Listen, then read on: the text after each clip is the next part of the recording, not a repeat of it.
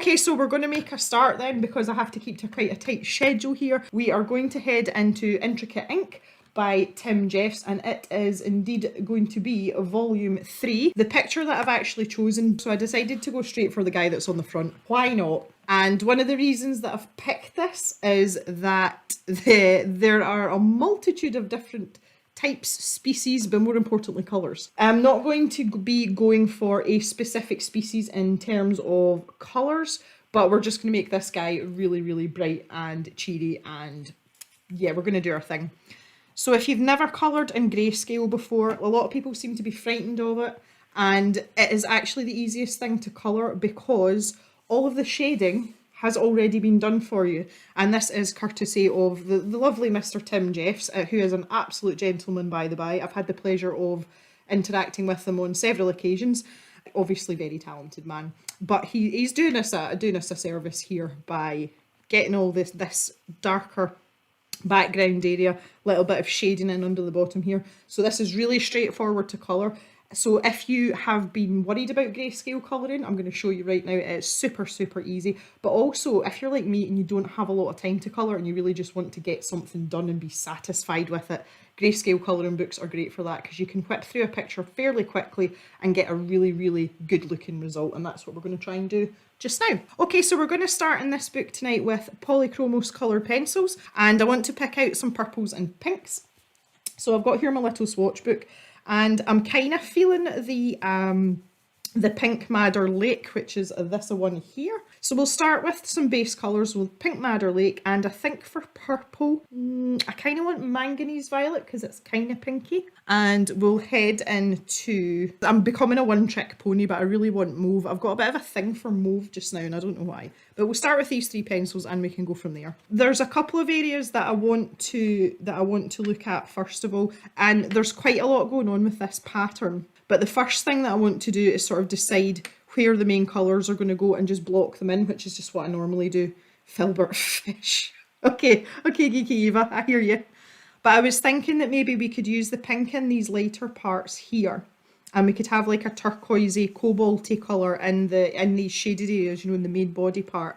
And we could use some purples and blues round the fins. I think I'm going to grab the dark chrome yellow and the cadmium orange just now as well. I just want to have them sitting and see how we go with this. Right, okay, let's start with the tail area, and I'm going to start with this bit in here, and we're going to make that purple. So I'm going to show you what one layer of pencil looks like in this area. So just a medium pressure, and this is really just to demonstrate, as long as the colour is quite even, as in you're laying it down evenly, you literally can do this and you don't have to do anything else. So if you're a really lazy colourist, then by all means you can do this. But obviously I'm not just going to leave it at one layer, but I just wanted to show you. And obviously I've got a bit of a thing for Tim's books anyway, because it's all animals, and if I get to Tim's age and can draw half as well as him, I would be a happy little camper. So I'm kind of half following the grain, as it were, if there's such a thing on a fishtail, but there is now. Okay, so that is very, very, very delicate and very, very gentle, but you can see in these lighter areas that the purple's starting to come out. So what I want to do now is just pop a second layer down, but I'm going to stick to these lighter areas, just work my way along his little tail here.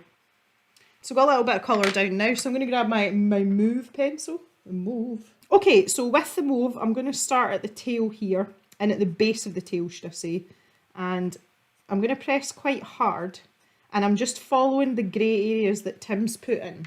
So I'm actually just following his lines, and I'm going to do that all the way along here, little flicky motion. And then I can just go back in and sort out these little gaps, because I never quite get all the way up to the line. It never quite happens. I've gone outside the lines. Oh, goodness me. Okay, so you can see already that looks like a shiny tail that's got movement in it. So he's got a second set of lines here, so I'm just going to sharpen up a little bit. I've got to like manoeuvre across this. Oh, it's like an assault course to try and get to everything. I've got my Tagal sharpener here, which I'm going to set to number 5, because that's what I like. So for this one, we need to go both directions, so that we've got that nice end to the line, you know, so you're not starting with a really sort of blunt area. I'm trying to keep my hand out of the way so that you can actually see what I'm doing. I'm terrible for, you know, like this, and then you can't actually see what I'm colouring. when I'm filming videos, I have to like sort that out all the time, and there's quite a few bits I edit out because I've got my big fat hand in the way. Yeah, so I'm going back to this manganese violet. Where's my sharpener? Okay, so just using the same motion as before, but just with this manganese violet, and I'm going into those gaps where we've got the lighter areas. Again, not pressing too hard here. Now, it's not imperative to fill in every single teeny weeny little gap because we want this to look organic. And I've said this quite a lot just recently, organic things tend not to be uniform. And especially with this tail, you want to have, you know, this sense of movement. And I think Tim's done a great job with the shading there as well with it. Oh, hi Tim, you just sneaked in there. Okay, so we'll leave the tail like that just now. So next I'm going to pick out some blues, and I think the blue and purple will go here, and we'll have some blue around here as well. And I think we should maybe stick with, maybe a Prussian blue, that might be nice. Or maybe, let's get fancy, let's grab maybe cobalt blue greenish, which is this one here. The cobalt blue greenish, yeah, that's good.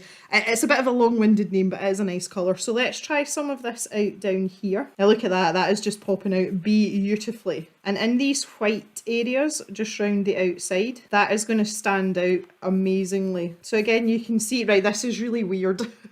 Tim has put some little bit of texture in here as well. So when you see it like that, the best thing to do is try and follow those lines as best you can with your pencil. Keep it authentic. Now we're going to do a bit of blending there, so I'm not going to take that too far down just now. And I think I would like some much more intense colour on this edge here. So start there, because that's the part that's paler. So it's going to pop out. And see, we can build this up. There's no rush to try and get everything down all in one go. And just start to build this up a little bit.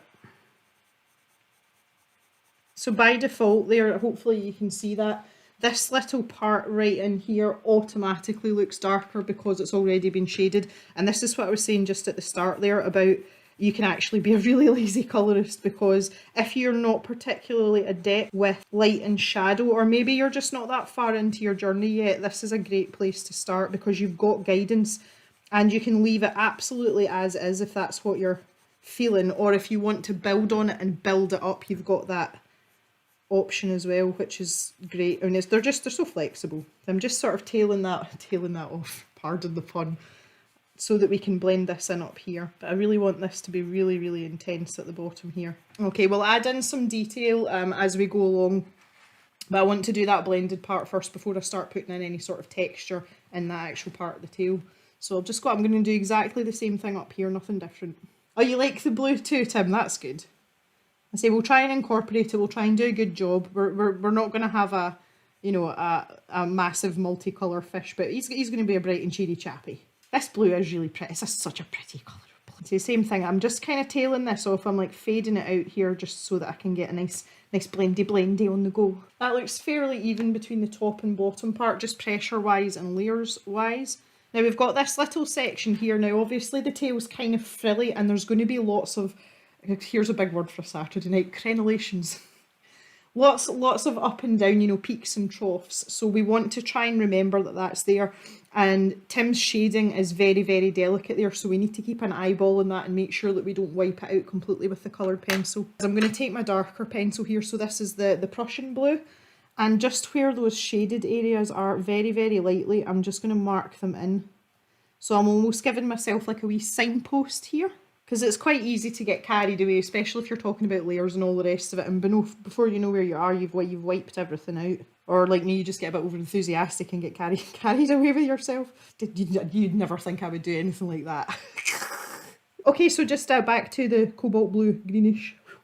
And just a light layer down on this first part here. Now I've just taken that to the line that I've put in with the darker pencil, and I'm going to blend that straight in. So press a little bit harder with the Prussian blue and then just gradually ease up the pressure in my hand so that you get that nice little fade. I know that's quite a small area, but you can see what I'm going for there. But we do want to build up the intensity, so I'm going to put down another layer of both pencils. And obviously these are very close together in terms of the colour wheels, so you should be able to blend these into one another without any hassle at all.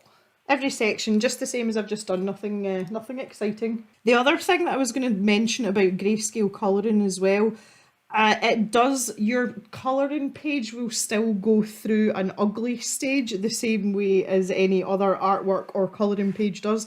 And when that happens, don't panic. It's natural, it's just one of those things. And you maybe only put 2 or 3 layers of pencil down and you're thinking to yourself, oh no, what have I done?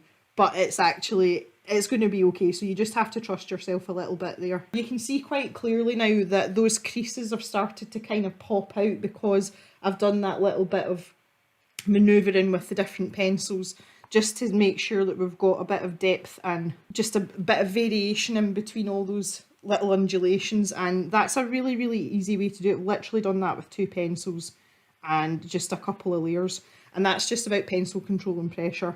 Yep, Tim's one of, but I've actually got quite a few videos as well. You might have to have a bit of a troll back through the chatty colouring playlist, but I do have quite a few videos where I've coloured Tim's artwork before, if you want to check those out for something that you're interested in. I'm going to leave these outside edges just now. And I'm going to grab some of these lovely turquoise colours. Someone asked earlier, just when I saw it scrolling past in the chat, someone asked if I was using a reference photo. The answer is no. I did look at quite a few photographs of different species. I nearly said brands there. Different species of parrotfish before I started, just to get an idea. But this is purely a made up colour scheme. Oh dear, right, one of the reasons I really love Polychromos pencils is they've got this lovely selection of turquoisey colours, and I was wanting to go for the helio turquoise, and you can see that that's next door to the Prussian blue, so that kind of makes sense that we would use a colour like that to carry on here. And I'm going to skip a step and I'm going to grab in fact I'm not even going to go light cobalt turquoise, I'm going to go to cobalt green down here, and that's going to be my 2 colours that I'm going to use for the body. Okay, so we've established that this is going to be, these sort of greeny turquoise colours are going to be the darker areas. So basically what we have to think of here, now you can see this very faint white line here. So that is our light source, that is where the bulk of the light is shining. So those are going to be our lightest parts. So I'm just going to start there and use my lightest colour. And what I'm going to do is I'm going to go in a vertical line here, and this is basically just a bit of test, there's another pun coming, just a bit of test in the water to see how these colours are going to look against the darker areas that Tim has shaded in here. Okay, so you can see this this green here, should I say this turquoise colour, and at the bottom here, here's one of the sort of darker ones. I don't actually think I'm going to need the helio turquoise. I might employ it a little bit round the head here where there's more of the darker colour, just to give it a bit more variation and make it a bit more exciting. But for these little panels here, I'm just going to stick with this turquoise colour. So I'm just going to go for it. And I'm just using a medium pressure. I don't necessarily need any more than a couple of layers here. So we're just going to get a little wiggle on, a bit like our fishy friend. And we'll get some colour down here. I'm trying my hardest to avoid the little dots because they say they're going to be pink. Okay, so you get the idea, and you can see that turquoise is just popping out beautifully. What I want to do now is start with the pink, because I want to see how this is going to look. So I'm going to get a really pointy point on my pencil here. Okay, so I'm sticking with a medium pressure here and just taking away the white or the grey of the paper in this case, because I just want to see how this colour is going to stand out. I would like to build up some layers here, and I have a feeling I might want a darker pink for the top and the bottoms, so that we can get that nice sort of curvy look, you know, that sort of 3D dimension going on. Fill in some of my dots here, all the dots. So I'm just lightening up my pressure a little bit in this middle area, because this is going to be the sort of fleshy part that's poking out towards us as well. Let's see. I think maybe mid purple pink might be an idea. Bearing in mind that we're here just now, this is the pencil we've got just now. So mid purple pink might be a nice addition to that. Okay, so just at the top and bottom here, I'm using this darker pink. If you didn't have the grayscale, which obviously we do, we're very privileged, but you would draw an imaginary line up here and keep your darkest pencil top and bottom, and that would give you that nice highlight in the middle. But as I said, conveniently, Tim's already done it for us, so we don't really need to worry about that. But that's just a way to enhance the grayscale that's already there as well. And that one tiny little bit makes such a difference already. And we've really only just got started with this. I fill the dots in this colour as well. So I'm just back with the light colour now, working my way around. Just do a little section at a time. I'm just keeping an eye on the time here. And I would like to get this tail section finished, which may be a little ambitious in the next 15 minutes. But we'll see what we can do, because I've kind of talked through everything that I'm doing now. Keep missing my dots here. So you can see down the bottom here, just where I've got my pencil just now, there is a natural curve in the tail, and Tim's made this bottom area much, much darker. And that's just to indicate that that tail is flapping this way. And that has happened all by itself. I didn't do that. Tim did that. And this is one of the great things about colouring grayscale. It's so much fun. I love it. Now, I don't know whether to go... I'm going to go light pink first round here. And we're going to blend this into the tail. But I'm thinking these parts here, you know, these two edges that I left, I think I'm going to make them pink into purple. A little bit of a gradient going on. That sounds like fun to me. You'll know I like a good gradient. So I'm just very cautiously, little scumbling motions here. I'm just making my way very gently into that blue. Very gently. Technically that should give us a purpley shade.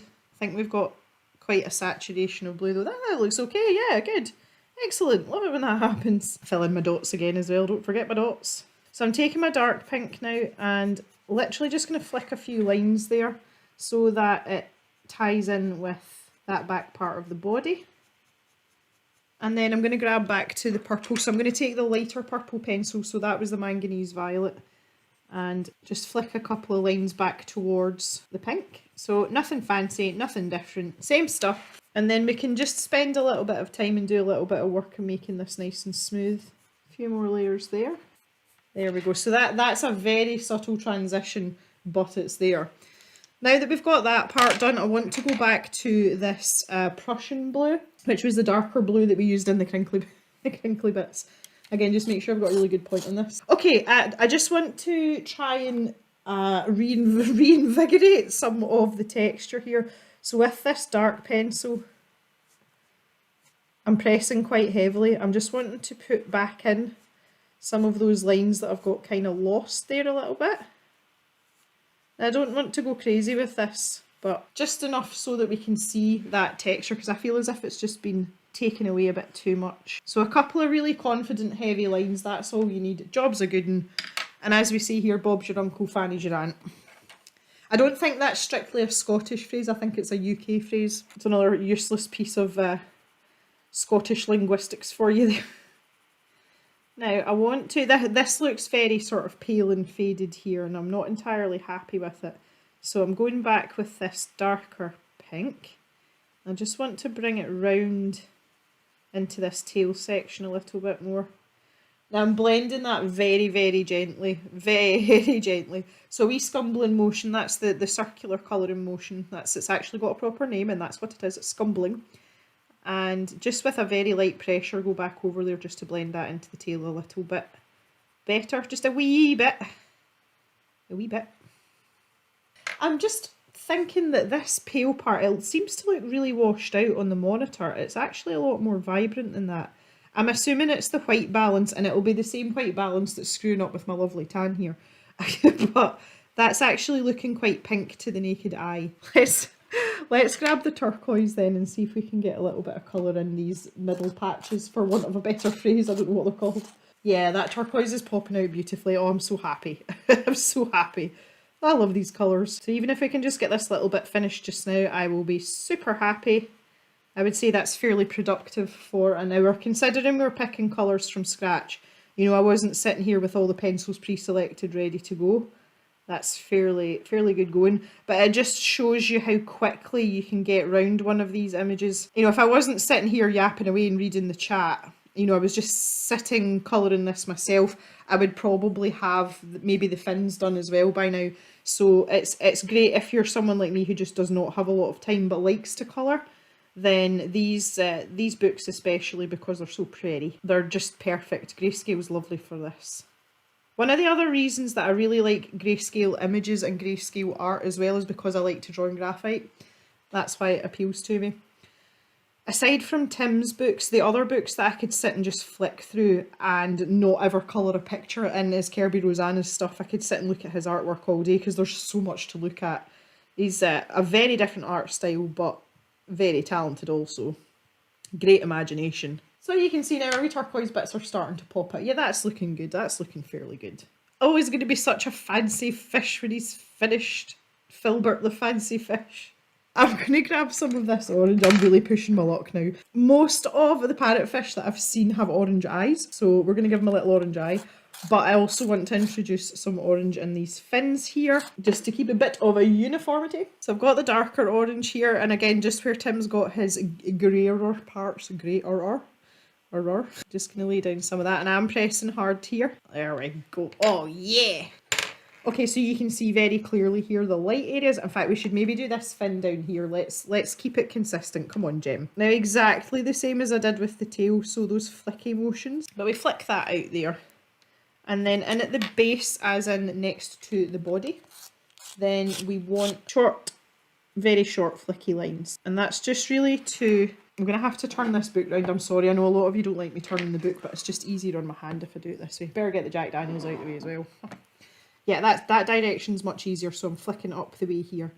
So I'm pressing hard, but again, it's just picking up those dark areas in at the base. Look at y'all having a chat with Tim. It's so nice. Again, just make sure I get that edge right in close to the body. And you can see that's popping out beautifully next to the pink as well. So in this section, but what I want to do there is I want to have the darker colour here. And I'm going to take this into the blue, the lighter blue, which is the cobalt blue greenish. So if I just start again, sharp pencil for this, ideal. Right, okay, so with this blue, we're going to go much more gently. So a back and forth motion, or a left to right motion, whatever you want to call it, just to begin with, because we want a slight overlap with that orange, but not dramatically so. And we're just going to build that up very gradually. Try and take that right up to the edge. Now I've deliberately, you can see here, again we've got this same sort of wiggle going on, you know, there's those undulations there, and I've deliberately left a tiny bit of white showing at some of the edges, and that's just to add a little bit of dimension and also to give us contrast between this section and this section. That's why I've done it before anybody asks. Right guys, we're going to stop there, and you can see there that's going to turn out beautifully. What I will probably do is we can have a wee discussion about this at a later stage, probably through some social media, and we can decide whether or not I'll just finish this off and put it on Instagram, or whether you would like me to do a normal traditional video. But off to a good start with that.